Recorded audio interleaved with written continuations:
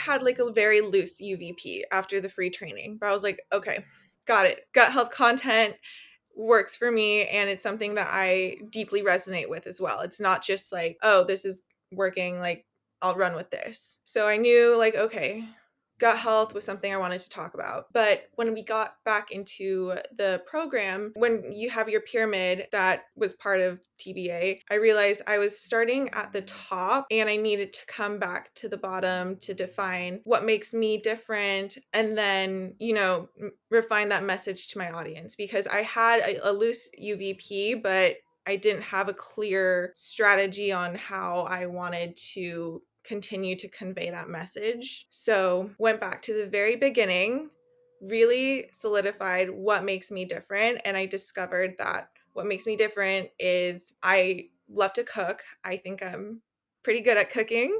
I can create my own recipes, and I can create recipes that are specifically for gut health and hormonal health. That's what I had to come back to and figure out what set me apart, because I knew I didn't want to just be another food creator, and I didn't want to just talk about gut health and hormone health, because that wasn't going to fill my cup up. So going all the way back to the start on what makes me different was figuring that out. So then the next really important layer was figuring out how I was going to communicate this consistently to my audience. And in TBA, I did a lot of work on learning how to communicate with them more, because that's something that I didn't know how to do.